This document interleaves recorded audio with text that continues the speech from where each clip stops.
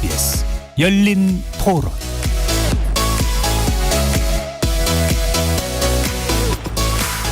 여러분 안녕하십니까? KBS 열린 토론 한상권입니다.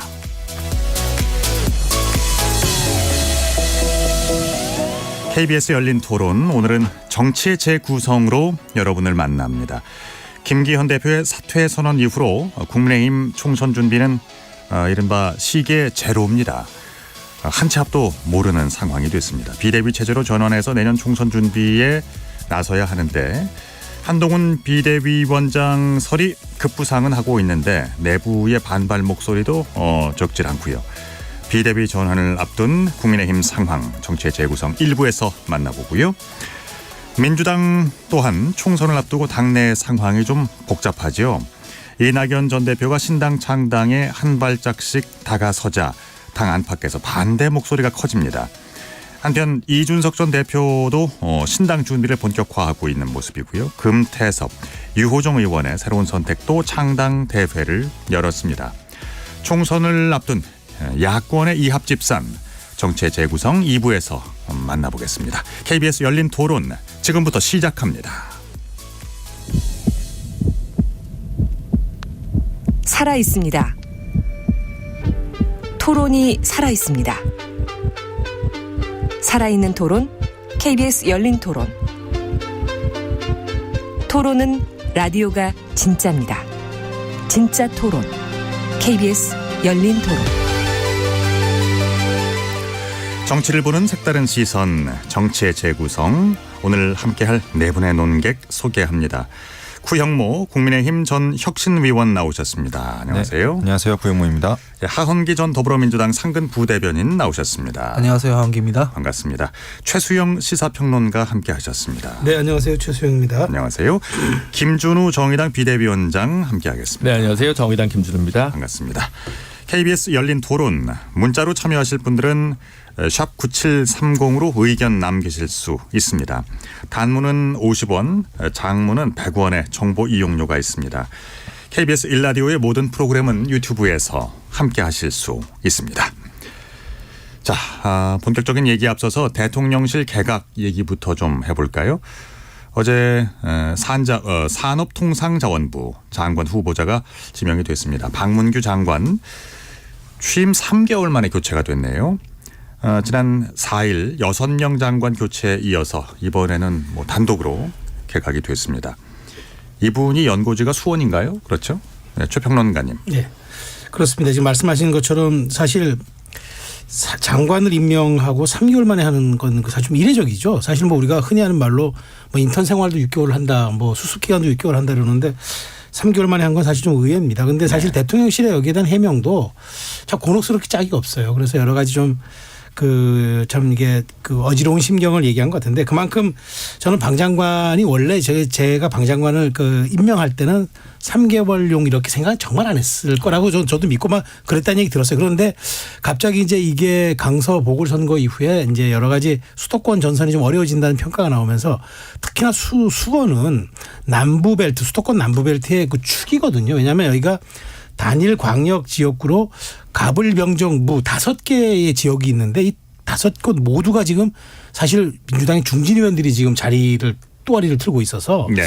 여기 탈환하기 위해서는 좀 불가피한 고육지책의 측면이 있었다. 그럼에도 불구하고 현직 장관을 뺏어가는 게 맞느냐라는 그 질문은 저는 그럼에도 불구하고 여당이라는 거는 국정 운영에 대한 무한 책임을 지기 때문에 임명에 대한 것도 그렇고 용태에 대한 것도 그렇고 그것을 그 사람을 어떻게 활용하느냐에 대한 부분도 저는 국정 운영의 한 과정이라고 놓고 보고 총선 승리가 그만큼 절박했다라는 그런 인식은 저도 인정을 합니다. 그럼에도 불구하고 이런 비판은 감내해야 되고, 그런 만큼 저는 여당이 얼만큼 내년 총선에 대한 비중과 수도권 탈환에 대한 의지를 드러내고 있다고는 보여지는데, 네. 이런 점들이 정말 당의 혁신과 또 쇄신으로 연결이 돼서 실제로 그런 인물 벨트를 잘 구성할 수 있는 그런 어떤 저는 말하자면 신호탄을 쏘아 올린 것 아닌가, 그런 의지를 드러냈던 것이다 하고 저는 해석하고 있습니다. 네. 김준호 비대위원장은 어떠세요? 네, 뭐 안타깝죠. 저는 원래 뭐라고 하죠? 다른 공직자는 뭐 얼마 이후에 출마 한동안 금지되고 뭐 이런 게 있다가 예전에 법으로 있다가 뭐 위헌 판결이 나서 짧아졌다가 다시 뭐 윤석열법이라고 입법이 됐다가 뭐 그 전에 윤석열 검찰총장이 사퇴하고 이런 적이 있었는데 물론 의원들이 현직에 있으면서 또 장관을 하고 또 이제 다시 출마하는 경우가 있기 때문에 딱 하긴 그렇지만 이 정도면 조금 뭔가 제도적으로 막아야 되는 방안도 우리 국회가 강구해야 되는 거 아닌가 이런 고민이 좀 들더라고요. 그러니까 사실은 정치적 도의적으로도 국민들한테 이런 부분은 별로 좋아 보이지 않을 것 같긴 한데 그래서 근데 그만큼 수원 지역에 대한 중요성을 국민의힘이 높게 보면서도 정작 수원에서 경쟁력 있는 후보나 이런 것들을 못 찾아서 어떻게 보면 수도권 인물난 을 역설적으로 보여주는 거 아닌가. 네, 오히려 이제 무조건 당선되기 쉬운 곳이라면 오히려 다른 좋은 후보들이 많이 와서 굳이 장관을 차출하지 않았을 텐데 그런 점에서 봤을 때는 오히려 수도권 위기감이 극도에 달했다라는 것의 반증으로도 볼 수 있지 않을까 싶습니다. 위기감이 극도에 달했다. 그렇습니다. 방 장관의 이제 차출이 예상되는 경기도 수원. 그러니까 그 수도권의 바람을 일으킬 핵심 지역으로 수원을 특별히 중시하고 있다는 느낌을 받았습니다. 수원은 뭐 아시다시피 가불병정무 5곳이 모두 다 민주당에 석권한 지역이고요. 상당히 중량감 있는 인물들을 이쪽에 심는 것 같습니다. 뭐 여기가 어떻게 보면 경기권에서는 가장 양보할 수 없는 승부의 지역이겠죠. 구영모 위원님. 먼저 가볍게 말씀드리면 박문희 장관이 수성구 출신입니다. 네. 저도 사실 수성구 출신이긴 한데 수성고. 네, 수성고. 꼭 거기를 나와야 된다 그러더라고요. 지금 뭐 화성시장도 뭐 수성고고 뭐 전에 수원시장도 수성고고 여기가 지금 재밌게 봐야 될 점이 지금 여야 할 것 없이 6분의 수성구 출신이 지금 이제 출마를 합니다. 네네. 그래서 이 수성구의 어떤 지역적인 게 있기 때문에 아마 그렇게 차출이 된 것 같고. 아무래도 이제 경기도에서 가장 상징적인 지역이기도 하고 아까 말씀드렸지만 여기 뭐 국회의장님 계시고 뭐 당대표 정무실장 원내대표 다 지금 있지 않습니까? 그래서 국민의힘에서 이게 수도권 전초기지로 전략을 내세운 것 같습니다. 그만큼 또 최근에 또 이수성 교수도 정지역에 이제 예비후보 등록을 한 만큼 좀 고르지책으로 내세운 것 같은데 좀 지켜봐야 될 것 같습니다. 예. 하헌기 부대변인. 저는 이런 식으로 공천에서 그 지역에서 이기는 사례를 별로 못 봤어요. 네. 왜냐면은 공을 들이고 있는 지역이면 이렇게 잘 안 해요. 미리 가가지고 지역을 열심히 닦거나 아니면은 진짜 상징성 있는 뭐 2인자를 보내거나 뭐 이런 식으로 합니다. 저희 예전에 문재인 정부 때 부산이나 경남이나 이런 데 갈 때 보면 경남 지사에 누구 보냈냐면 그때 초선이었던 김경수 지사 보내거든요. 네. 경남에 선거 내려가 보면 지역에서 그래도 뭐 우리 무시 안 하니까 그래도 이 정도 중량감이 있는 사람을 보내네 뭐 이렇게 반응이 되는 거예요. 근데 이분 3개월 만에 그만둔다고들 많이 언론에서 이제 통칭해서 말하는데 3개월도 안 됐어요. 9월 20일에 임명됐단 말이에요. 3개월도 안 된 분이에요. 만약에 지난번 6명 장관 때 교체됐으면 2달 반 만에 그냥 교체되는 거예요. 그래서 저는 그건 너무 심하니까 남겨뒀다가 지금 얼추 3개월 한 이틀 정도 남았을 때 한 게 아닌가 싶을 정도로 황당한 지금 이 개각이라고 좀 보거든요. 근데 이거를 저희만 아는 게 아니라 그 지역 유권자들도 알고 국민들도 다 안단 말이죠. 그냥 뭐 그 사람들이 어디 고수기 내려오면은 뽑아주는 사람들도 아니고 3개월 동안 장관직을 수행했다고 보기가 어려운 사람이 지금 나와서 벽보만 붙이는 거잖아요. 별로 좋은 성과가 날 것 같지가 않습니다. 네.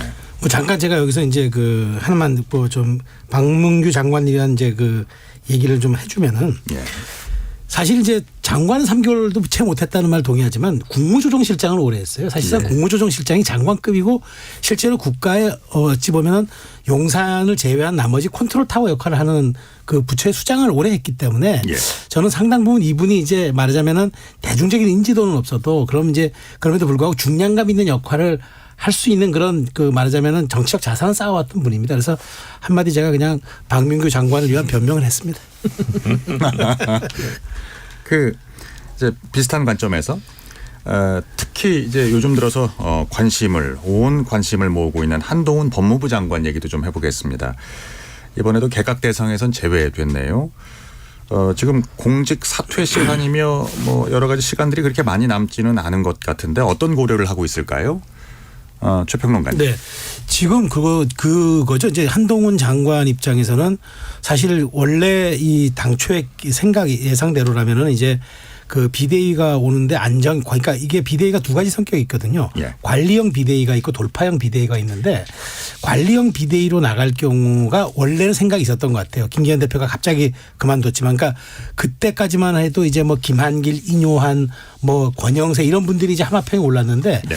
지난 주말을 기점으로 이제 그 완전히 이제 한동훈 이제 말하자면은 그 비대위론 이른바 돌파형 비대위론이 급격하게 이제 그 말하자면 세를 얻었거든요. 예. 그러다 보니까 이제 한동훈 장관을 연말 정도 그러니까 내년 1월 11일이 이제 공직사 사퇴 시한이니까 거기에 너무 임박해서 하긴 좀 그렇고 연말 개각 정도의 완포인트로 개각을 하면서 이제 그 말하자면 정치권 입문을 하는 그런 조율하다가 이제 매우 시계가 이제 빨라진 거죠. 정치 시계가 빨라졌는데 이러다 보니까 제가 보기에 오늘 이제 그 당에서 이제 국회의원과 그다음에 당협위원장 연석회 200명 규모의 걸 여는 거는 제가 보기에 총의와 당론을 완전히 모아서 그것을 이제 용산 측에 전달하는 그 하나의 과정과 프로세스로서 오늘 계획을 한 것 같은데 지난 의원총회도 그랬지만 오늘 회의도 굉장한 난상토론 갑론을박이 된 것 같아요. 그래서 이런 상태에서 조금 한동훈 비대위원장론을 관철시킬 경우에 너무 아직도 수직적 당정 관계가 아니냐는 비판이 있을 수 있으니까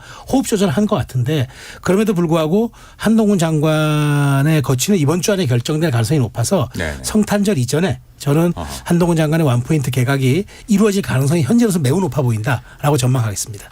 여권에서는 거의 독보적인 지금 대중 스타 아니에요? 그렇죠. 네.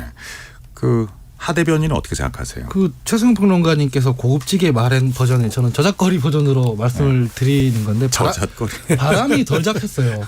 당대표 선거나 이런 경우에는 경쟁을 하잖아요. 그래서 누가 더 표를 많이 얻는지 이런 승복 시스템이 있는데 비대위원장은 일종의 추대되는 거란 말이죠. 그러니까 뭐 총의가 충분히 모이고 합의가 돼 있는 상태여야 하는데 지금 보면은 어쨌든 당 내에서도 정리가 덜 돼 있잖아요. 우려들의 목소리가 있고 이런 상황이잖아요. 근데 지금 이 상황에서 그냥 뭐 교체시켜버리고 비대위원장으로 임명하고 이렇게 돼버리면 용산에서 너무 내려 꽂는 것처럼 되지 않습니까? 사실상 분위기 자체가. 그래서 바람이 덜 잡혀 있기 때문에 뭐 저희 방송 같은 데서도 보면 패널에서 여러 우려에도 불구하고 한동훈 장관이 뭐 당내에서 신망을 받는다거나 이런 바람들을 충분히 잡아주고 의총도 몇 번 하고 그런 과정을 거쳐서 비대위원장으로 임명하고 추인이 되어야 이 정리가 되는데 아직까지는 이 토대가 너무 거칠기 때문에 조금 시기를 뒤로 미루고 있는 거 아닌가 싶고요. 근데 거의 높은 확률로 한동훈 비대위원장이 임명될 것 같습니다. 그렇게 보십니까? 이 말씀에 구혁신위원님 동의하세요? 저는 일단 그 한동훈 개인의 의사도 중요하다고 생각하거든요. 과연 이분이 굉장히 똑똑한 분이시잖아요. 어떤 차기 대권의 주자로서 지금 계속 떠오르고 있는데 지금 상황에서 김기현 대표를 봤을 때 지금 어쨌든 윤 대통령의 라인에 서서 큰 화상을 입었단 말이에요. 분명히 이제 다음 총선 때 불보듯 뻔하게 지금은 상황이 안 좋은데 이런 상황에서 똑같이 김기현 대표의 전철을 밟을까 생각했을 때 분명히 그러면은 그거에 대한 책임이 다 한동훈 장관한테 갈 것 같은데 과연 이분이 윤석열 대통령의 어떤 지시에 의해서 비대위원장이 될 건가 그다음에 당의 여러 가지 여론을 받들어 될 건가에 대해서 저는 약간 퀘스천 마크가 있습니다. 그리고 지금 사실 비대위원장의 어떤 인물보다는 기능이 중요하다고 생각하거든요. 과연 지금 이 국정 기조나 여러 가지 어떤 윤 대통령의 어떤 국민들의 반발 이런 것들을 갖다가 확실하게 뭐 얘기할 수 있는 사람이 있느냐가 중요한데 계속 지금 국민들은 민생을 요구하고 있는데 계속 엉뚱하게 화려한 어떤 인물에만 집중하다 보니까 계속 의미 없는 행동만 하고 있다고 저는 생각이 듭니다. 그래서 이것도 제가 봤을 때는 한동훈 장관이 과연 결심할 것인가 그게 좀 중요한 포인트라고 봅니다. 그 국민의힘 내부적으로도 이렇게 한동훈 장관의 비대위원장 차출을 보고 다양한 시선들이 존재하는 거 맞습니다. 아까 최평론가님이 하이 리스크 하이 리턴 방송 전에 이렇게 말씀하셨는데요.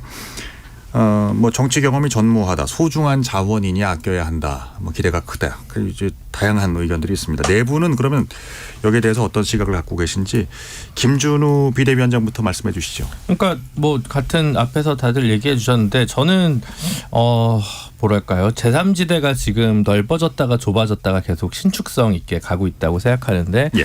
한편으로는 그게 반윤 반명 일 기조로 제3지대가 지금 넓게 설정이 돼 있다고 생각하거든요. 이념 노선에 의해서 설정된 게 아닌데, 근데 그 얘기는 역으로 양당이 얼마나 지도부가 포용적 리더십을 통해서 중도 확장을 할 것이냐 말 것이냐라는 과제가 있고, 저는 그 혁신 경쟁이 잘 될수록 제3지대 홀로 남아있을 저희가 오히려 더 왜소해질 수도 있는 공포가 있는데 네. 지금 보면 양당 모두 배제 리더십이 더 커지고 있는 것 같아요. 그게 뭐 또 다른 식으로 어떻게 정치적 효과가 나올지 모르겠습니다만, 그러니까 만약에 제가 보수라고 한다면 여기서의 정답은 유승민 전 대표든 나경원 전 대표든 이런 분들로 해서 중도 확장을 하고 기존의 국정기조와는 조금 거리두기를 하는 것이 맞다고 저는 그것이 정답일 거라고 생각하는데, 그게 도저히 용산에서 선택할 수 없다라고 하면, 그리고 당이 용산과의 거리두기를 결단하지 못하는 것이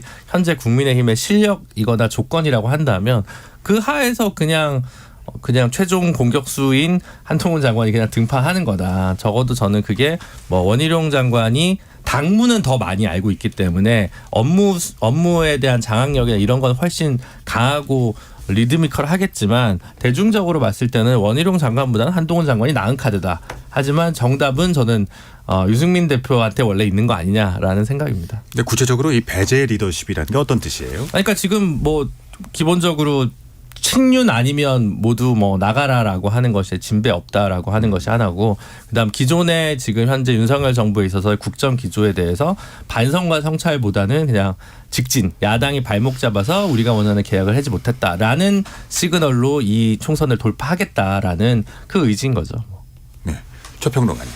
네, 저는 한동훈 장관이 그럼에도 불구하고 지금 당에서 소구력을 갖는 이유가 뭐 비판의 지점들은 저도 다 인정합니다. 그러니까 정치 경험도 없다. 그 다음에 뭐 이게 완료는 해봤지만 선택받은 그런 선출직을 한번 해보지 못했지 않았느냐. 그 다음에 확장성이 검증 안 됐다.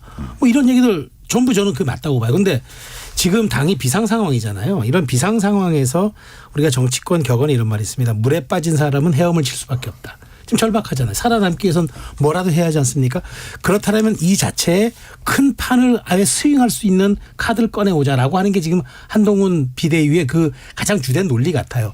이렇게 되면은 저는 세 가지 부수적 효과가 저는 따라올 거라고 생각합니다. 첫 번째가 뭐냐면, 일단 지금 사실 같은 보수 진영이라도 좀 약간 지금 이합 집산이 돼 있어요. 워낙 윤 대통령이 이제 말하자면 보수의 이제 실제로 정권을 찾아는 왔지만 기존에 있었던 정치인이 아니었고 이른바 외부에서 영입되어서 사실은 정권을 창출했던 분이기 때문에 기존 보수와 신진 보수의 여러 가지 이합 집산이 저는 있는 약간 지리멸렬한 상태예요.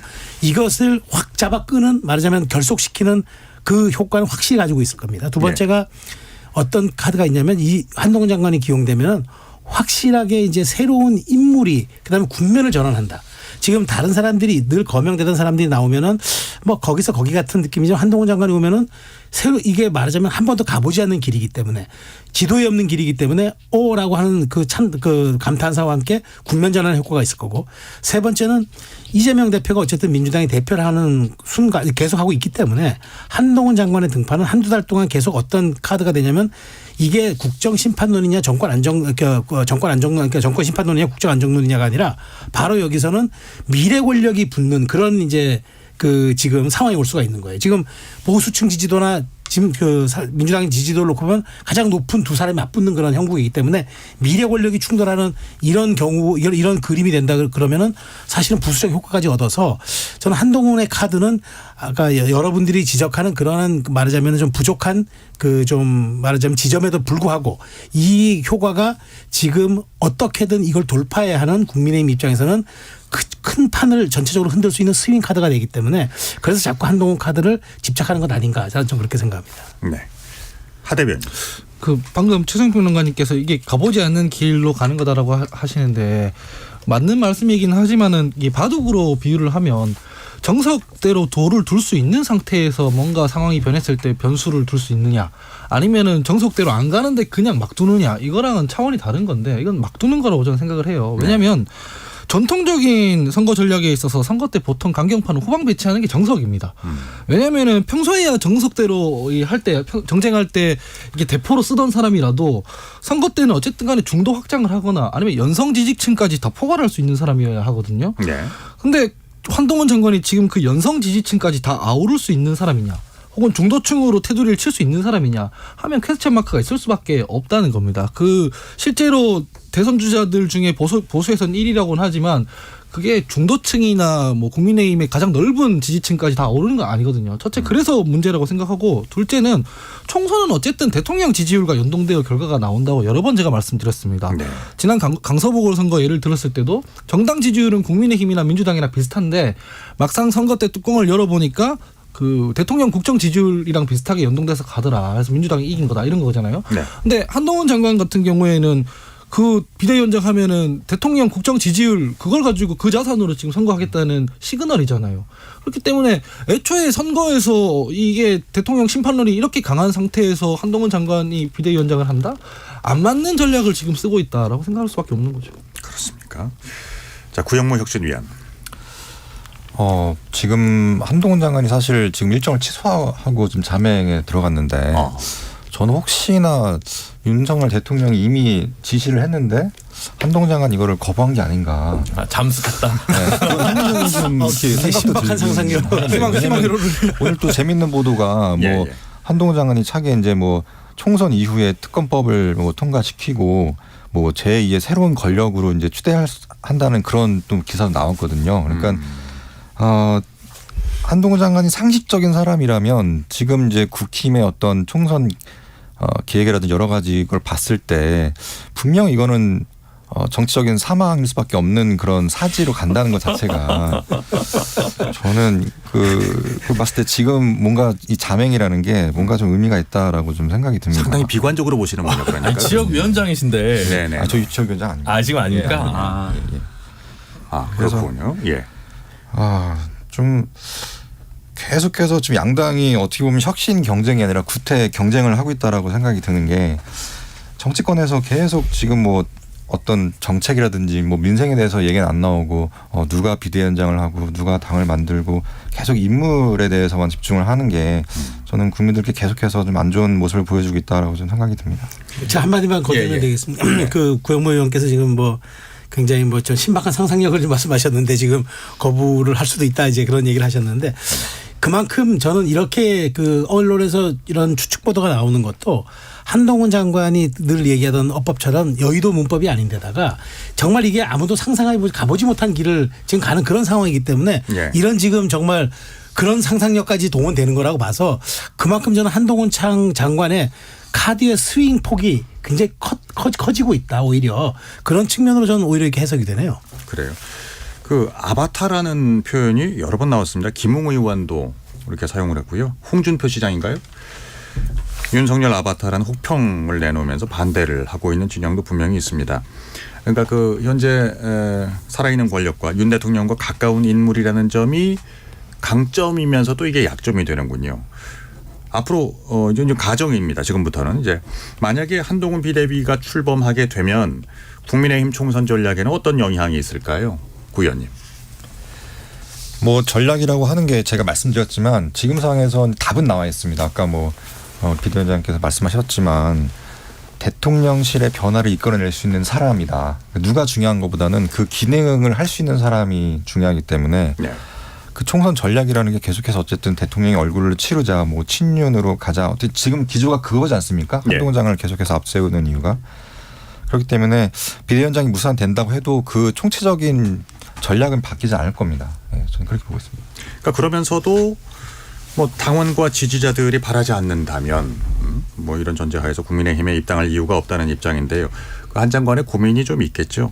그러니까 비토 분위기가 뭐 당내에서 있으면 총선 출마도 또 입당도 없다라는 입장인 것 같은데, 지금으로서는요.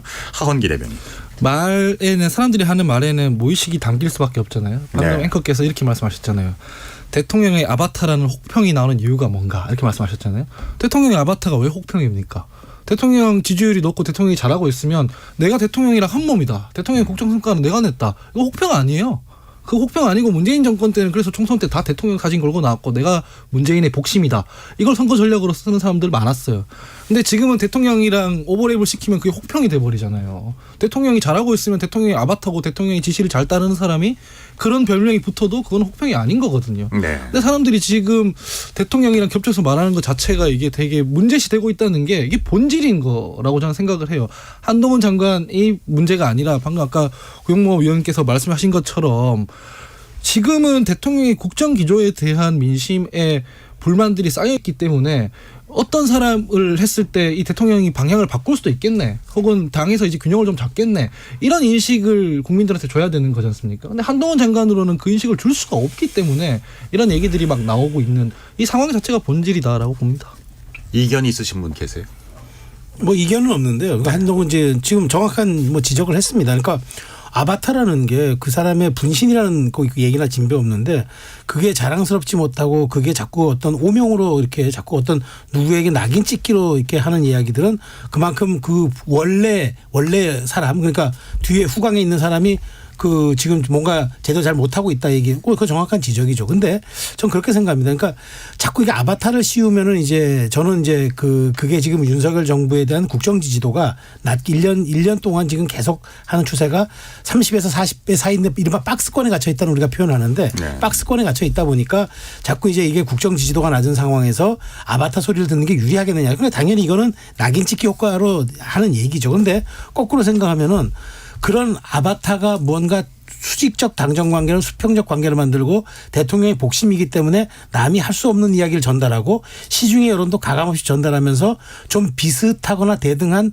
당정 관계를 모색하거나 혹은 건의하거나 할 수 있다면 그것이야말로 또 복심이기 때문에 가능한 이거는 해석의 영역이고 접근의 영역인 거지 이게 옳고 그름의 문제는 아니고 이거는 정말 말하자면 홍준표 시장이라든가 다른 그렇게 얘기하는 분들은 그렇게 보고 싶은 것들이고 거기에 대해서 몰입이 돼서 더 이상 이게 나가지 못할 거라고 생각하지만 한꺼풀 벗어서 나가서 그것이 역으로 효과를 발휘한다면 그것 또한만큼 또 큰 충격파가 어디 있겠습니까? 그래서 제가 그래서 자꾸 한동훈 장관이 스윙 카드라고 얘기하는 게 판을 흔들 수 있는 카드가 그렇기 때문에 저는 뭐 가능해질 수 있다라고 저는 자꾸 말씀을 드리는 겁니다. 네. 아바타 하니까 예전에 저 어느 대선 때인가 그 안철수 의원 생각이 나는군요. MB 아바타. 근데 저는 이제 그렇게 보여지는데 예를 들면 이제 민주당이랑 국민의힘이 지금 각자 고민하고 있는 게 다른 게 전 이건 것 같습니다. 예를 들면 민주당 같은 경우는 지금 제일 고민이 병립형을 할 거냐 준연동형을 할 거냐. 근데 제가 볼 때는 병립형으로 했을 때 현 시점에서는 민주당 단독 과반은 확실하거든요. 근데 병립형으로 했을 때 절대 180이 되지가 않습니다. 그럼 준연동형을 해가지고 범야권의 연합정치를 할 거냐 말 거냐와 관련된 고민을 해야 되는 거고요. 국민의힘은 과반 저지가 어렵다고 이미 판단한 겁니다. 그래서 120만 버티자 말자를 가지고 지금 고민을 하다 보니까 중도 확장성 있는 카드나 국정기조 변화 있는 카드를 안 쓰고 그냥 원 없이 한번 싸워보고 강고한 120 몇 석을 버텨내겠다. 180만 패스트트랙만 막아내겠다. 아니 그게 뚫린다 한들 100석에서만 막으면 나머지는 대통령 거부권으로 다 행사하면 되는데 지금이랑 무슨 차이가 있겠냐라고 생각을 하는 것 같아요. 그래서 그 차이 정도지 어차피 누가 와도 과반을 못할 것 같다라고 체념을 하고 이 카드를 쓴 거 아닌가라는 생각이 좀 많이 들었어요. 지금 그러면 그 한동훈 비대위가 뭐 아니라면 그 지금 후보군이 있잖아요. 김한길 그 국민통합위원이라든지 원희룡 장관도 있는데요. 여기에 대해서는 그 당내 평이 어떻습니까? 그 구 의원님. 뭐 죄다 장단점이 있죠. 뭐 김한길 국민통합위원장 같은 경우에는 어쨌든 정치 경력이 있긴 하지만 어떤 보수의 어떤 대표가 되기에는 좀 그 명분이 좀 떨어지고 원희룡 장관 같은 경우에도 지금 장관이긴 하지만 어쨌든 그 윤석열 대통령이 보이는 그런 한동훈 장관보다는 조금 어떤 이슈면이나 여러 측면에서는 좀 떨어지지 않나. 그렇기 때문에 이 두 분에 대해서 언급이 되고 있지만 점점 갈수록 희석이 되고 있는 것 같습니다. 네. 그러니까 김한길 그 통합위원장 같은 경우는 그러니까 그 이준석 대표가 예전에 무슨 말을 했죠? 탕란이라 그랬나요? 뻐꾸기 얘기를 했던 것 같은데. 그러니까 이 보수를 그 대표는 대표성이 부족하다는 말씀이시군요. 그리고 원희룡 장관은 상대적으로 화제성이 부족하다고 예, 그런 말씀이셨군요. 자, 김기현 전 대표 얘기를 잠깐 해보겠습니다. 대표직 사퇴는 했는데 총선 불출마에 대해서는 입장 정리가 아직입니다. 하 대변인. 네. 어떻게 보세요? 저는 사실 총선은 출마할 거라고 저는 생각을 하는데 네. 그렇기 때문에 이런 선택을 했다고 생각하고 다만 근본적으로 엑셀 밟을 때와 브레이크를 밟을 때를 구분 못한 게 제일 문제라고 생각을 해요. 전 몇 번 말씀드렸지만은 선거 패배하고 책임 안 지는 지도부라는 건 애초에 말이 안 됩니다. 그걸 버티려고 이런 우회 저런 우회를 찾다 보니까 이제 더 큰 추돌 사고들이 계속 났던 건데 벌써 책임을 졌어야 한다. 사실은 선거 패배했을 때 누군가 책임을 져야 한다면 공천권자가 져야 되는 거잖아요. 근데 네. 그걸 안 했다는 게 제일 문제인 거고 이게 비유하자면 이런 거예요. 김기현 대표가 이제 개인적인 정치 행보로 보면은 이제 선수도 있고 중진이기 때문에 나름대로 좀 굽은 길도 있고 장애물도 있고 이럴 때 엑셀 밟고 쭉 나아가다가 잘 갔어요. 갔는데 막상 강서 보궐선거를 돌파를 못하는 거예요. 사실 그 정도 실력이면 이런 보궐선거는 솔직히 기초단체장 하나고 해서 조용히 넘어가는 게 제일 좋다는 걸 본인도 알았을 텐데 네. 덜컥 대통령이 대법원 유죄 판결 난 전직 구청장을 사면을 시켜줘 버렸잖아요. 근데 여기에 대해서 당대표가 공천하고 싶었을 리가 없지만 별 말을 못하고 어쩔 수 없이 엑셀을 밟았단 말이죠. 네. 엑셀을 밟았다가 추돌 사고가 났어요. 그럼 어떻게 해야 되냐면 일단은 브레이크 밟고 비상등 켜고 멈춰야 되잖아요. 그게 비대위원회예요. 근데 그런 거 안 하고 난 뒤에 추돌이 되는데도 쭉 계속 엑셀 밟고 갔단 말이죠. 몇 미터는 더 갈 수 있지만 결과적으로는 털털거리다가 멈추고 뭐 경찰 뜨고 이렇게 될 수밖에 없는 거잖아요. 지금 그 상황에 와 있다고 생각을 해요. 그리고 사고가 났을 때 진작 멈추고 보험사 부르고 경찰 부르고 사고 수습 잘하고 렌트카 불러서 어떻게 잘했으면 그냥 넘어갈 수 있었을지도 모르는데 그냥 그 엑셀 밟고 쭉 가다가 더 2중 3중 사고를 내버리면 이게 그때부터 형사사건 되잖아요. 그래서 저는 정치 생명이 끝났다고 본다 이렇게 비유를 드리고 싶습니다. 그 민주당을 탈당한 이상민 의원도 만나고 그 이제 당 대표로서의 역할을 계속했어요. 이준석 전 대표도 만나가지고 당 잔류해달라고 이제 설득 작업을 하고. 근데 그러고 나서 몇 시간 만에 사퇴 결정을 내렸단 말이죠. 갑작스러운 결정일까요, 최 의원님? 저는 그날은 아마 이제 세월이 흘러서야 아마 진상이 나타나는 미스터리에 이제 한 그 단면이 될 겁니다. 저도 사실 이해가 안 돼요. 왜냐하면 그날의 행보는 아무리 예정됐던 약속도 있었고 갑자기 급조한 약속도 있다고 그럽니다. 근데 그것이 어떻게 하루에 동시에 이루어질까? 본인이 잠적으로 해서 모든 언론이 이제 자신의 거취에 대한 그 일거수일투족들을 취재하러 다니는 그 시간에 그런 행동을 했다는 거는 두 가지 추론이 가능할 겁니다. 하나는 정말 본인이 무언가 역할을 도모하면서 출구 전략을 짰을 그런 생각이 가능성이 하나 있고 두 번째는 멘붕이었던 거예요. 이런저런 생각들이 막 얽히고 설켜서 어찌 해볼 수 없는 자기 영역을 벗어난 그런 상황이 왔을 수도 좀 있다고 봐요. 어느 쪽이 더 가능성이 클까요? 글쎄 저는 굳이 한다 그러면 후자에 좀 약간 좀 그 무게를 싣고 싶습니다. 뭐 그건 김기현 대표만이 알겠죠. 그래서 저는 제가 그분을 뭐 희화하는 것도 아니고 아마 그 상태에서 이제 그 본인이 정리가 안 된 상태에서 무언가 다른 외부의 충격이 전달되니까 급하게라도 일단 페북글을 올리고 나서 한 행동이 뭡니까? 지금 벌써 닷새째 잠적입니다. 뭐 굳이 명시적으로 잠적은 아니지만 외부와의 노출을 끊었습니다. 그렇다면 지금 뭘 이분이 지금 왜 나타나지 못하느냐. 나타나는 순간 울산 출마할 것입니까? 라고 묻는 질문에 답을 해줘야 되거든요. 예. 아직도 결론이 안 났습니다라고 말할 수 없어서 제가 그런 측면에서 놓고 본다면 이분은 어떤 형태로든 출마에 대한 의지를 또 드러낼 것이다. 다만 그것이 현재 울산 지역군지 아니면 다른 울산에서도 다른 지역이 있습니다. 험지로 분리되는 곳들도 있어요. 진보 성향이 강한 데라든가 뭐 그런 데를 할 수도 있고 그건 어쨌든 이분이 그 대표직을 내려놓아도 출마에 대한 의지만큼은 놓지 않았다가 지금 아직도 자맹하고 아직도 외부에 노출하지 않고 있는 김기현 대표 속내가 아닌가 싶습니다. 그러니까 이런 그 일련의 움직임들 장제원 의원의 불출마 그리고 김기현 대표의 사퇴 이것으로 당내 분위기가 좀 바뀌었습니까, 부위원님? 일단 뭐 말씀드리면 김기현 대표 또 추가로 말씀드리겠습니다. 그 사실 김기현 대표가 빚을 많이 졌죠. 대통령실에 당 대표도 됐고.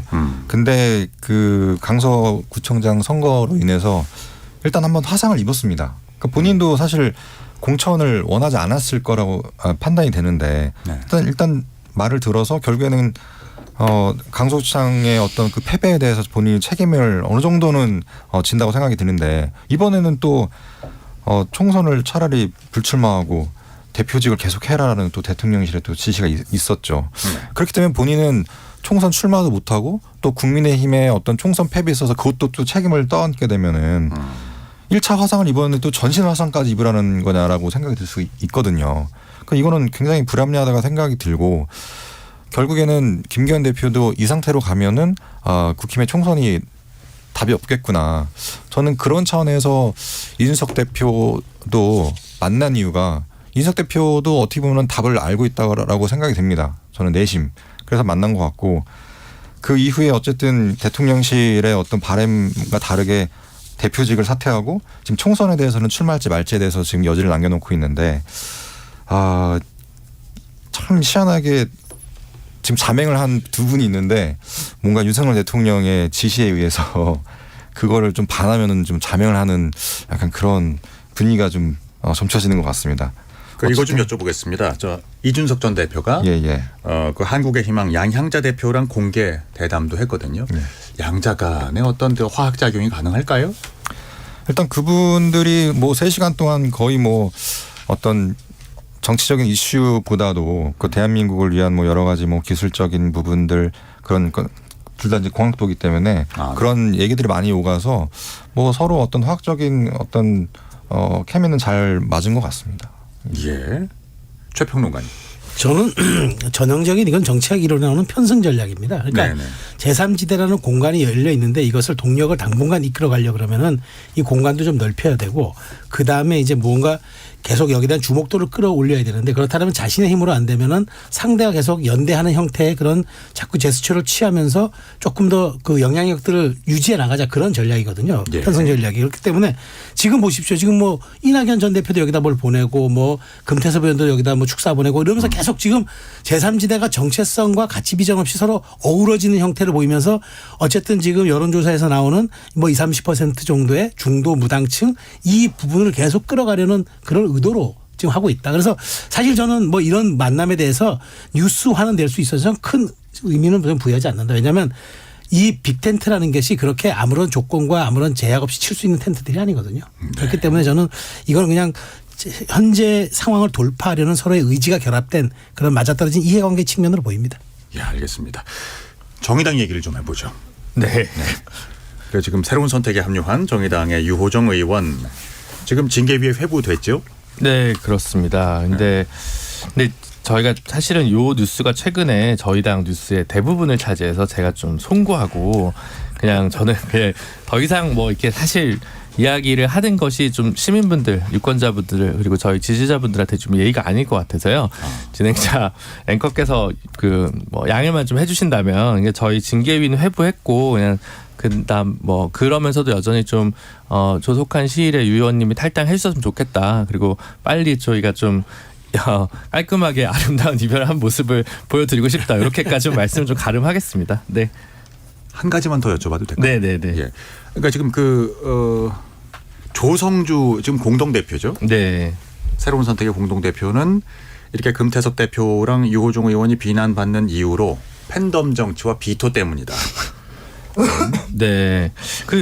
글쎄 저는 이제 조금씩 그 얘기는 결이 좀 다른 얘기 같아요. 예를 들면 금태섭 의원 같은 경우는 이제 검찰 개혁과 관련해서 민주당 안에서 소신이 좀 달랐는데 그 부분 관련해서 민주당에서의 처음에 소수파였던 거잖아요. 네. 그러니까 만약 금태섭 의원이 약간 고초를 겪었다면 그것은 그 당시 일이죠. 19년도 20년도 일이라고 저는 생각을 하고요. 네. 그 후로 금태섭 의원이 비난받고 있는 거는 저는 뭐 딱히 팬덤이나 비토와는 관련이 없다고 좀 생각합니다.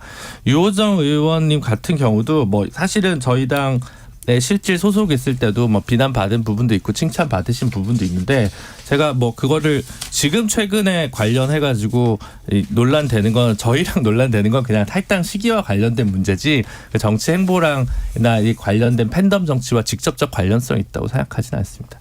네. 하 대변인 말씀. 아니 뭐 하시죠. 정의당의 팬덤이 어디 있어요? 그 말도 안 되는 얘기고 사실 류호정 의원이 의원직 달고 있는 것은 류호정 후보가 표를 받아서가 아니라 정의당이 정당 투표로 표를 받아서 그런 거잖아요. 그럼 신당하려면 나가야 되는 거죠. 안 나가면 어떻게 해야 되냐면 제명시키는 게 맞죠. 그 지금 우리 당, 뭐 국민의힘, 민주당, 뭐 소수정당 할 거 없이 다 원칙을 안 지키고 있는데 이 원칙을 왜 안 지키겠습니까? 우리 그 존경하는 김준우 비대위원장이 두 가지 아니에요. 손해 보기 싫다. 내가 제명시켜버리면 쟤만 좋은 일 시키는 거 아니냐. 하고 우리 그 재정 문제가 있는 거 아니냐. 본인들이 공천 잘못해가지고 이런 일이 벌어졌으면 손해 보는 게 원칙이죠. 그런데 저는 그냥 딱 심상정 대표 딱 같이 나와가지고 공천 잘못해서 죄송하다 하고 제명시켜버리는 게 원칙이다 이렇게 말씀드립니다. 네. 아니 뭐 짧게 말씀드릴게요. 뭐 원칙을 하기에는 정의당의 참 현실이 너무 오목해서 저도 그렇게 말씀드리고 싶진 않은데 어쨌든 지금 이런 정말 말하자면은 이합집산의 이런 상황에서도 굳건하게 정의당을 이끌고 있는 김준우 비대위원장님의 노고에 경의를 표합니다. 완벽하게 동의합니다. 진짜. 방송을 사유화해서 죄송합니다. 어쨌든 좀 훈훈한 분위기로 이렇게 급반전하고 있습니다. KBS 열린 토론 1부에서는 국민의힘 김기현 대표의 사퇴를 비롯한 총선 준비 상황 그리고 정의당 유호정 의원과 금태섭 대표 간의 새로운 선택, 새로운 길 가고 있는 이들의 이야기를 해봤습니다. 여러분께서는 KBS 열린 토론 함께하고 계십니다. 유튜브 들어가셔서요. KBS 제1라디오 혹은 KBS 열린 토론을 검색하시면 지금 바로 토론하는 모습 보실 수 있습니다. 방송을 듣고 계신 여러분이 시민 논객입니다. 상대 얘기 중에서도 맞는 얘기가 있잖아요. 그러면 예 거기까지 동감이 이루어졌으니까 그럼 또 요 다음 가시죠. 그래서 정반합 이렇게 가야 되거든요. 이기고 지는 걸 떠나서 좋은 결론을 도출해내셨으면 좋겠어요. 선 넘지 않는 그런 토론. 별로 의미는 없을 것 같아도 그래도 그런 자리가 자꾸 있어야 뭐가 변화가 있을 것 같아요. 그렇게 하다가 보면 뭐라도 뭐 하나 얻어 걸리는 게 있겠죠. 시민논객 여러분을 기다립니다. 평일 저녁 7시 20분 KBS 열린 토론.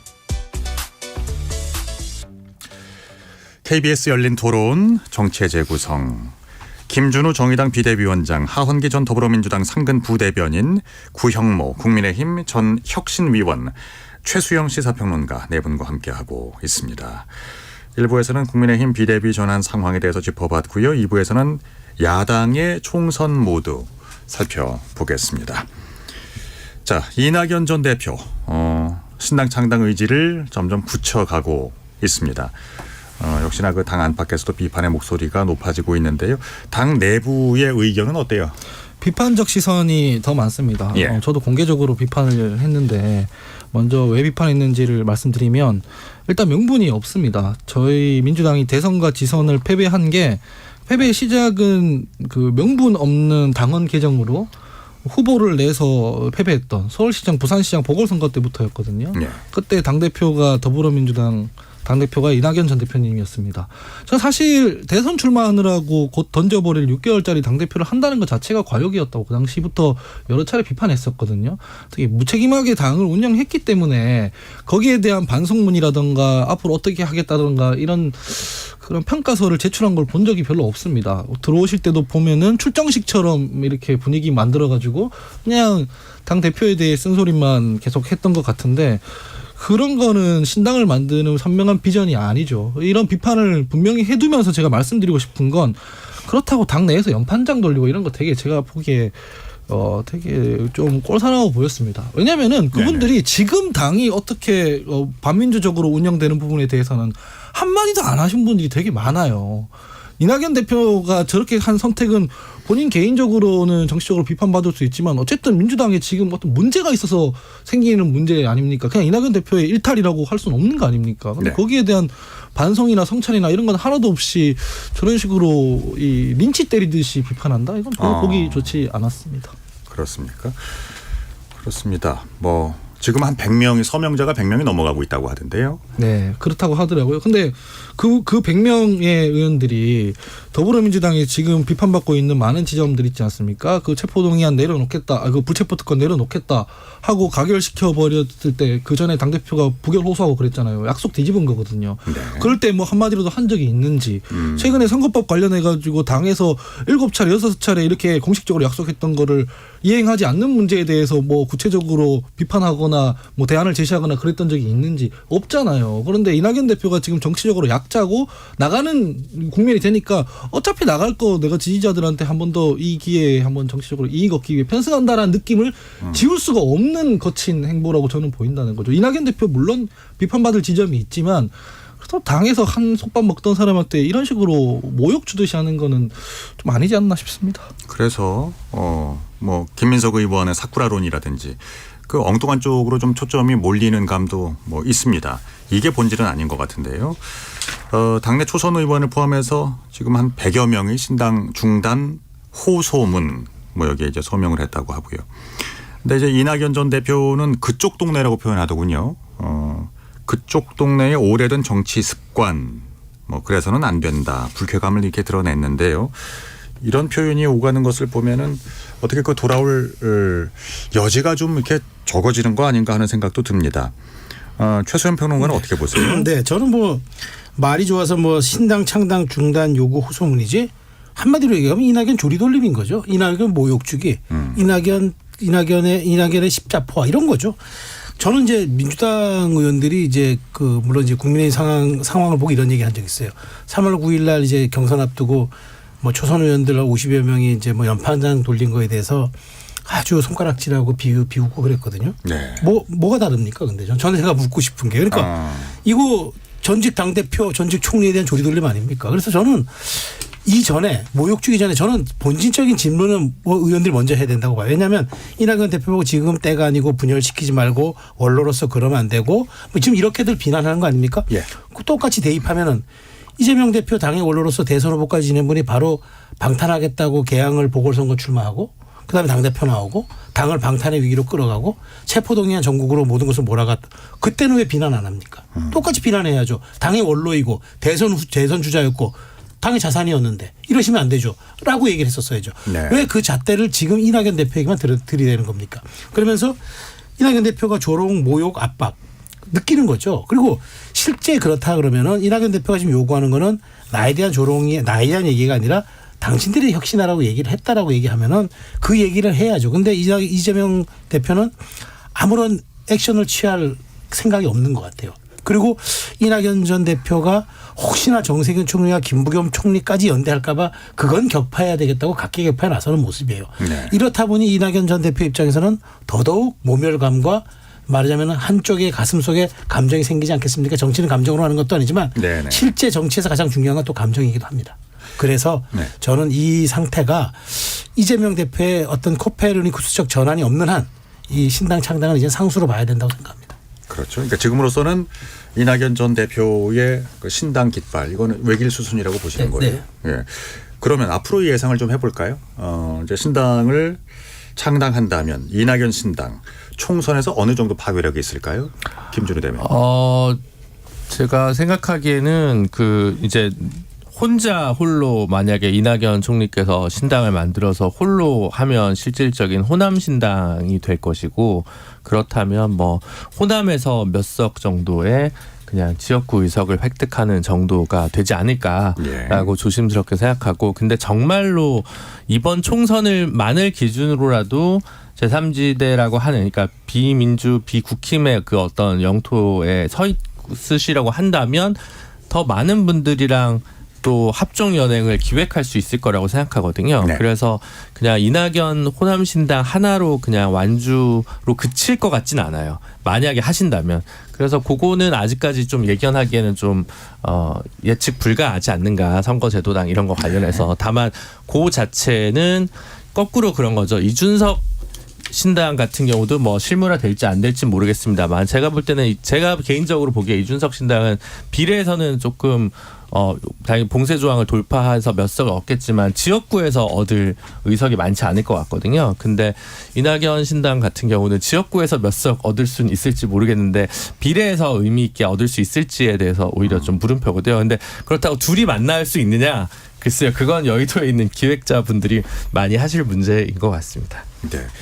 구영무 혁신위원. 네, 앞서 뭐 하원기 부대변인께서 뭐 이낙연 대표와 정치가 약자라고 생각했는데 저는 뭐 오히려 강자라고 생각합니다. 뭐 대통령 빼고 다 하신 분이고 지금 뭐 민주당이 다수의 100명이 넘는 의원들이 그렇게 압박을 해도 뭐 눈 하나 깜짝 안 하고 오히려 그냥 이렇게 가볍게 받아치고 있지 않습니까? 예. 저는 오히려 민주당의 어른이기 때문에 먼저 이렇게 어떤 신당의 문고를 갖다가 펼쳐준 거라고 생각합니다. 앞으로 지금 보면은 원칙과 상식에서도 주장하고 있는 게 이재명 대표의 사퇴란 말이죠. 근데 그 정세균, 김부겸 이 두 총리 같은 경우에도 원칙과 상식 안에 있는 의원들의 계파에 소속된 분들도 많아요. 그러니까 결과적으로 아직 공천이 시작되지 않았기 때문에 다들 눈치를 보고 있다고 저는 생각이 듭니다. 본격적으로 공천이 시작이 되면 내 계파 챙기기 얼마나 챙겨줄 것인가. 과연 이재명 대표가 실질적으로 지금 상황에서 흔히 말하는 현찰을 줄 수 있을 만큼 그런 협상을 가질 것인가에 대해서 아직까지 저는 의문이 듭니다. 그래서 공천 시즌이 시작이 되고 공천 파열음이 시작이 되면 거기에 피해를 입든 불만을 가진 분들이 이낙연 신당 쪽으로 갈 수 있는 가능성이 좀 높다고 보기 때문에 오히려 이낙연 총리가 지금 상황에서 이렇게 문을 열어준 거는 오히려 그분들 내심으로는 그래도 갈 곳이 있구나라는 그런 좀 길을 열어준 것이 아닌가 좀 그렇게 생각이 듭니다. 저는 그거는 민주당의 시스템을 잘 모르셔서 하는 예. 국민의힘에서는 그렇게 하죠. 보통 공천할 때 이제 누가 점지해서 내려꽂는 케이스가 더 많은데 민주당에서는 날릴 때 그렇게 안 날려요. 지금 왜 그 원칙과 상식 네 분도 보면은 방송 나와서 하는 얘기가 개딸 이런 얘기 많이 하잖아요. 팬덤 정치. 거기에 그냥 강성 지지층 가서 경선에서 밀어버리거든요. 실제로 그렇게 나오는 데들이 꽤 있고. 근데 선거법에서 경선에서 지고 난 뒤에 뭐 나가서 하는 건 불가능한 일이잖아요. 그래서 그것 때문에 될 것 같으면 벌써 이동했을 텐데 안 가고 있는 게 그런 차원이 있고. 그러니까 당내 경선 불복하고 탈당을 하게 되면은 출마가 어려운 거예요? 법률적으로 안 되는 거라서 그게 방금 됐었죠. 말씀하시는 게 안 되는 얘기. 그러니까 경선은 안 하면 되잖아요. 예, 아니 그렇게는 안 돼. 시스템 공천이 뭐냐면 하위 컷오프가 몇 프로 되긴 할 테지만 그렇게 광범위하게 날릴 수는 없고 결국.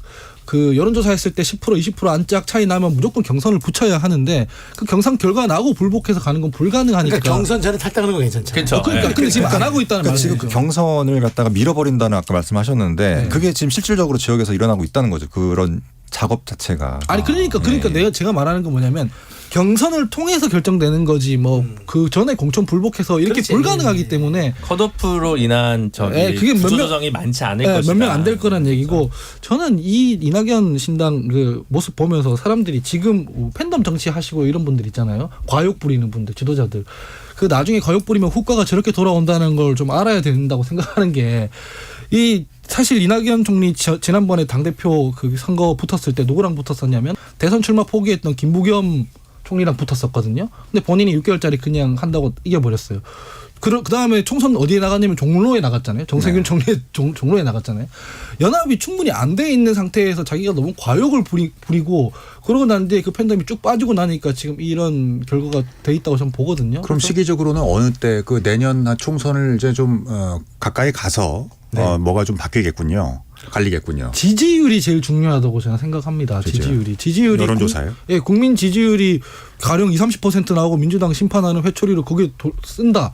그러면은 민주당 의원들도 그냥 가만히 있지는 못할 텐데 그럴 정황이 지금 보이냐는 얘기죠. 그러니까 또 하나 변수는 있어요. 그 뭐가 있냐면 아마 2월 제가 정확히 모르지만 2월 15일인가가 이제 선거관리위원회가 그때 그 신고했던 정당의 의석수를 최종 기준하는 날이 아마 2월 중순인가가 있을 거예요. 그럴 때 7석만 되면은 기호 3번을 받아요. 지금 정의당이 6석인가 그렇죠. 그러니까 7석만 현역을 갖고 있으면은 기호 3번이 됩니다.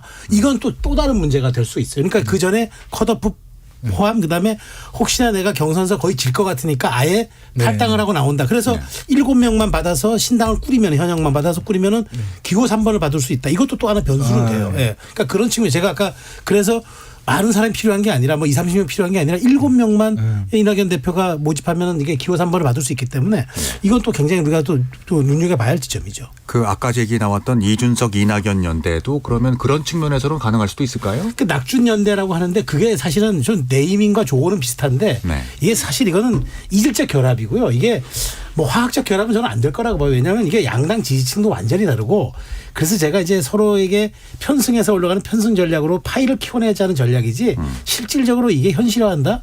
제가 보기에 이것 또한 한동훈 비대위원장만큼 가보지 않은 길입니다. 이재명 당대표도 안 만나는데 이준석 만나고 돌아다니고 있으면 당내에서 그 따라갈 사람이 별로 없어질 거예요. 아니 그 전직 총리들과의 만남은 어때요?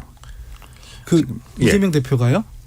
지금 그 이재명 대표가 김부겸 정세균 전 총리와 이제 만난다고 하잖아요. 이낙연 전 대표는 뭐 영화를 오늘 보기로 했는데 시간대는 안 맞는다고 하고요. 이재명 대표가. 네. 예. KBS 출연을 하는 것 때문에 안 맞는다 그러더라고요. 아 그런가요? 예. 그리고 예. 정세균 총리 같은 경우에는 뭐 외국 가 있어서 뒤에 만난다 그러고 그런 얘기들을 하더라고요. 저는 이런 행보가 조금 사실 그러니까 이제 민주당 내에서 워낙 이제 새로운 주류가 등장하는 과정에서의 어떤 변곡점 내지는 이제 내부의 균열이 조금 있는 상황인데 거기서 정치적으로 뭔가 역할을 할 수 있는 게 그 새 총리 트리오 분들이시잖아요. 근데 사실은 죄송하지만 말씀이지만 세 분이 그동안 침묵하셨던 건 만약에 이재명 호로 계속 총선을 치를 수 없을 때 만약 검찰 리스크 때문에 어떤 문제가 생겼을 때 우리 당의 구원투수는 내가 아닐까라는 캐릭터가 좀 비슷하지 않습니까? 총리하셨고 기본적으로 점잖으시고 그런 부분들이 있는데 세 분이 겹치고 물론 지역적인 베이스는 조금씩 다르지만 그러다 보니까 또 뭔가 나머지 두 분은 지금 이낙연 총리만큼 적극적으로 확 이렇게 던지는 방식으로 안 가다 보니까 만약에 세 분이 나서가지고 민주당의 진짜 주류가 누구냐를 가지고 이재명 대표랑 격돌한다면 이건 굉장히 이야기가 달라지는 건데 세 분 성적이 보시기에 세 분이 다 한꺼번에 나설 만큼 지금 명분을 완전히 그 현재 민주당 지도부가 없다라고 하기에는 좀 어렵기 때문에 이것은 가지고 있는 잠재력은 있지만 실제로 결합할 가능성은 되게 낮지 않나라고 타이밍을 보여집니다. 기다리고 있을까요? 그래요. 선거법이 어떻게 될지는 보고 있을 것 같긴 해요. 예, 그 이재명 대표에 대한 이선 후퇴론 그 얘기를 좀 해보겠습니다. 원칙과 상식 모임에서 이랬어요. 그 사퇴하고 이재명 대표직 내려놓고 비대위로 전환하자. 그래서 여기에 뭐 가능성이 가장 높은 뭐 시점까지 나왔습니다. 2월 말 한 3월 초에 가능하지 않을까 뭐 이런 관측도 있는데요. 이것도 어떻게들 보십니까? 조 평론가님. 네네. 저는 정말로 원칙과 상식다운 제안이라고 봅니다. 이게 원칙과 상식에 맞죠. 왜냐하면 지금 이낙연 대표도 이런 말 하잖아요. 내가 올해 연말까지 기회를 준 거다. 당이 어떤 시그널을 보내준다면 내가 굳이 신당 창당 안 할 수도 있다라고 이제 하는데 이게 물론 이제 2월 말 3월 초지만 이재명 대표가 어떤 지금 액션도 안 하고 있는 상황에서 자 당장 내년 초에 지금 이재명 대표 위증교사에 대한 1심이 잡혀 있습니다. 위증교사 혐의는 이게 지금 유창훈 전 영장 전담 판사도 상당히 소명됐다고까지 얘기했던 부분입니다. 네네. 그러니까 일단 이게 점화가 되면은 이게 또 사법 리스크가 또 본격 올라오는 거예요. 그다음에 어쨌든 그 재판부가 1심 판결을 내린다면은 그다음에 두 번째 김용 전 부원장에 대한 또 재판이 지금 기다리고 있고 이런 상황에서 지금까지는 나타나지 않았지만 새해 들어서는 이재명 대표의 사법 리스크 본격화하죠. 자 이런 상황에서 당이 지금 비명과 원칙과 상식 이렇게 갈라지고 있잖아요. 그런데 여기서 가장 딱 하나 가장 빠른 방법은 이재명 대표가 오케이. 내가 논란이 많고 리스크도 있으므로 이선 후퇴하겠어. 그리고 양쪽이 서로 인정할 수 있는 중립지대 높시다. 그리고 우리 분열하지 맙시다. 그리고 총선 치릅시다 하면 딱 끝나는 문제 아닌가요? 그런데 그렇게 하지 않을 가능성이 매우 높아서 원칙과 상식의 얘기가 원칙과 상식으로만 그칠 것 같고 이재명 대표가 이것을 받을 가능성은 저는 많지 않다고 봅니다. 이재명 대표의 위증교사 혐의에 대한 그 재판 결과가 총선 전에 나올까요?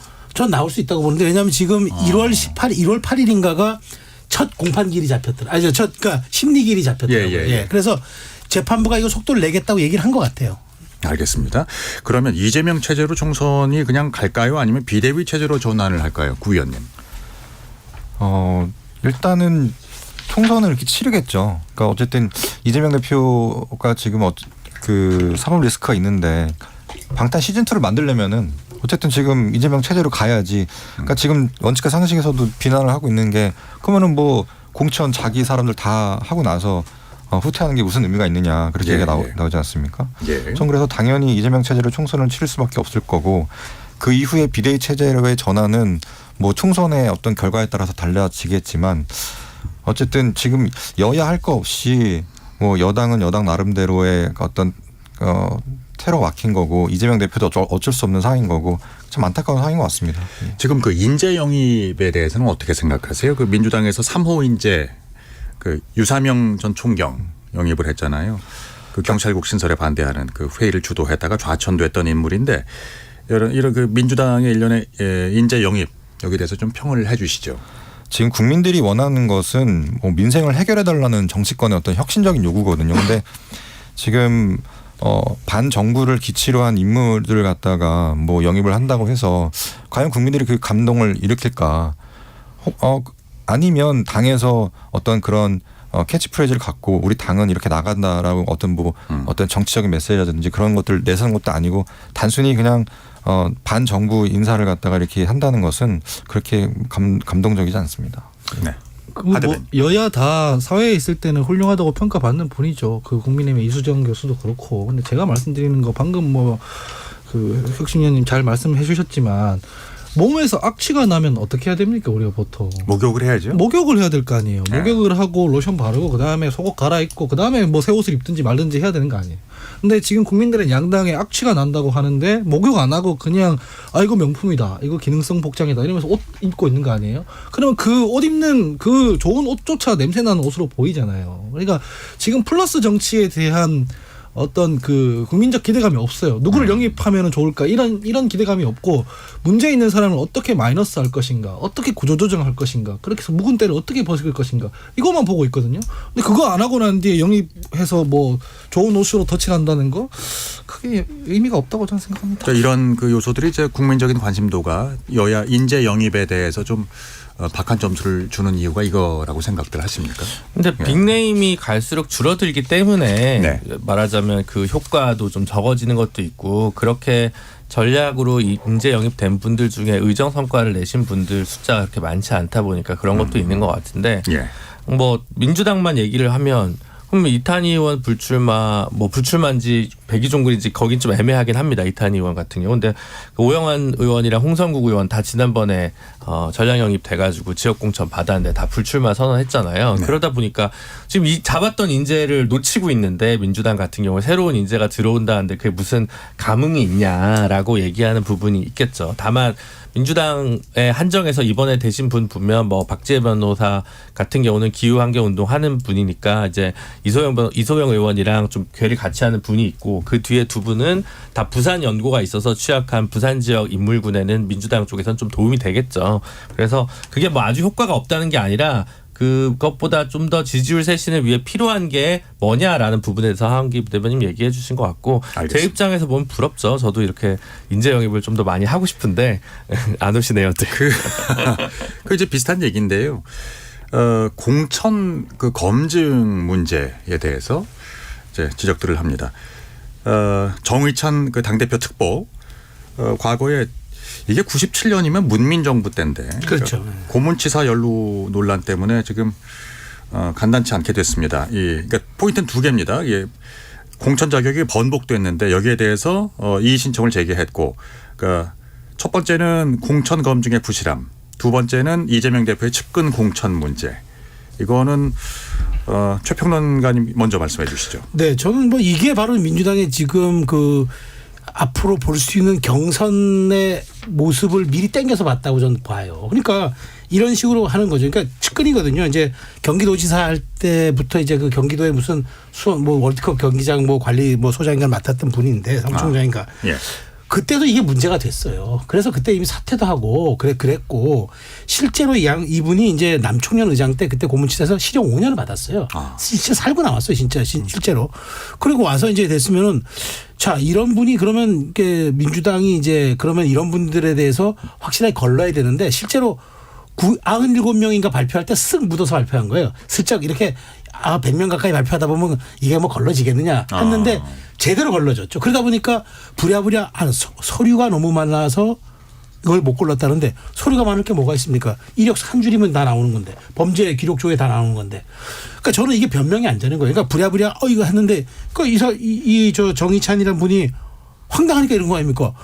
더 암묵적으로 된다고 했었다가 나는 그걸 알고 있었는데 왜 나 지금 안 된다고 하는 거예요? 그러니까 이의 신청하는 거예요. 네네. 저는 이런 모습들이 민주당이 지금 이재명 대표가 갖고 있는 가장 사실은 아픈 지점인 거예요. 그래서 이 강의원 씨에 대한 얘기도 바로 나오잖아요. 그럼 앞으로 더 측근이라고 불리는 강의원 지금 외곽조직위원장한테 그 이재명 대표 측근이고 측근 중에 측근이라는데 이분이 어떻게 또 공천에 대해서 아마 이런 자격을 받는지 한번 보자라는 얘기가 나오는 것도 지금 그런 얘기가 봐요.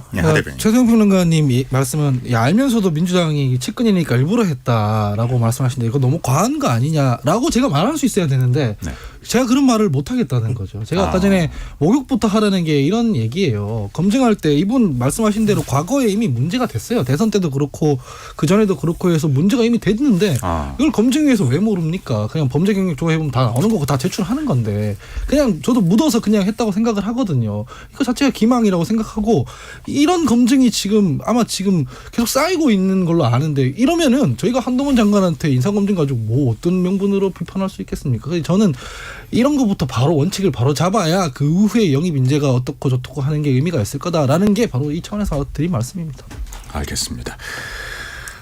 그리고 그 조국 전 장관 내년도 총선에 지금 뭐 출마 의지를 드러내고 있습니다. 보폭을 넓히고 있고 그러면서도 이낙연 신당에 갈 일은 없다고 선을 이제 긋고 있던데요. 조 전 장관이 등판하게 된다면 민주당에게는 부담이 될까요? 아니면 뭐 원군이 될까요? 저는 기본적으로 뭐 어느 정도 부담이 된다고 보고요. 이제 그 문제를 다시 불거지는 거는 뭐 상당히 부담을 안 가진다면 그건 거짓말일 것 같아요. 그러니까 어쨌든 그에 대한 입장을 표명해야 되면 강성 지지층으로부터는 또 왜 엄호하지 않느냐라고 얘기할 거고 중도층으로부터는 왜 엄호하냐고 얘기를 드릴 거고 네네. 그렇기 때문에 굉장히 곤란해지는 상황이 올 거라고 생각하는데 다만 이제 지금 이번 주에도 아마 그 사회민주당과 기본소득당 이제 이 지금 개혁연합신당인가 뭐 만들어진다고 했는데요. 그분들 토크 콘서트에 조국 전 장관이 사회를 보거든요. 그러니까 조국 전 장관이 지금 만약 정치계에 출마를 하든 출마를 하지 않든 관여되는 정당이 있으면 이제 민주당 주류에서도 지금 부담스러워할 거기 때문에 그 좌표는 이 그 기본소득당 플러스 사회민주당 플러스 열린민주당이라는 그 신당 쪽이 될 것으로 보는 게 맞을 것 같습니다. 구형무 혁신위원은 어떻게 보십니까? 민주당에서는 뭐 지금 조국 장관과의 어떤 관계에 있어서 계속 그냥 별로 이렇게 티를 안 내잖아요. 계속 그럴 것 같고요. 이낙연 신당을 참가 안 한다는 거는 어쨌든 이낙연 신당 같은 경우에는 뭐 정부 견제보다는 어떤 정치 혁신적인 어떤 기치를 보이기 때문에 지향점이 달라서 이낙연 신당에는 별로 관심이 없어 보이고요. 지금 이분은 사실 대통령에 대해서 사감을 갖고 어떤 정부의 반감을 갖고 계신 분이잖아요. 그렇기 때문에 민주당의 어떤 총선 전략이랑 겹치는 부분이 있습니다. 그렇기 때문에 그런 목소리를 내기 때문에 민주당은 그래 그냥 그렇게 해. 그냥 그런 스탠스를 할 것 같고 아직까지도 계속 이분은 좀 팬덤 정치에 빠져가지고 그렇게 계속 목소리를 내고 있는 것 같은데 뭐 이런 걸 갖고 계속 정치 생명을 이어나가려는 그냥 그런 정도 같습니다. 그러니까 민주당이 그 티를 안 낸다고 말씀하셨는데 그러니까 구체적으로 민주당이 거리를 두고 있다라는 말씀이신가요? 뭐 거리보다는 어쨌든 목표 지향점은 같지만 방법이 다르기 때문에 그냥 내버려 두고 있다. 저는 그렇게 생각합니다. 알겠습니다. 하원기 대변인. 뭐 조국 전 장관 본인 말씀도 그렇고 검찰이 너무 검찰권 남용해서 억울한 면이 많다고 하시잖아요. 그 법원에서 잘 입증해서 풀었으면 좋겠습니다. 그 억울함은 총선에서 풀 수 있는 게 아니라고 저는 생각합니다. 그리고 이제 같이 갈 여지는 민주당으로서는 별로 없다고 보는군요. 굳이 모래주머니를 2개, 3개씩 채우고 총선을 할 이유는 전 없다고 봅니다. 모래주머니. 네. 평론가님. 뭐 저 똑같은 생각입니다. 뭐 민주당 스스로가 등에다 짐을 지고 고난의 행군을 할 필요가 없죠. 사실은 비법률적인 방식으로 해보겠다고 이미 표현했으니까 뭔가 정치적인 선택은 하고자 하는 것 같은데 이낙연 신당 가는 것보다는 본인 신당 창당하는 게 나을 것 같고. 창당으로 갈까요? 아니 뭐 유성 비례정당이 있으면 조국 신당이 나올 수도 있죠. 그러니까 이번 이 연동형 비례대표제가 계속 유지될 경우에는 그 가능성도 남아있죠. 그러니까 조국 전 장관 입장에서는 여러 가지 경우의 수 카드가 많은데 굳이 먼저 자신의 상품성을 제한할 이유도 없을 것 같고 정말 저는 조국 전 장관은 민주당 입장에서는 안지도 뱉을 수도 없는 뜨거운 감자로서 일단 거리를 두면서 밖에 방법이 없지 않느냐 생각이 듭니다. 알겠습니다. 오늘 KBS 열린 토론 1부는 국민의힘 김기현 대표의 사퇴를 비롯한 총선 준비 상황에 대해서 그리고 2부에서는 총선 4개월 앞으로 다가와 있는 그 야권의 이합 집산에 대해서 이야기를 나눠봤습니다. 오늘 함께해 주신 최수영 시사평론가, 구형모 국민의힘 전 혁신위원, 하헌기 전 더불어민주당 상근 부대변인, 김준우 정의당 비대위원장 네 분께 감사드립니다. 고맙습니다. 자, 지금까지 KBS 열린 토론 한상권이었습니다.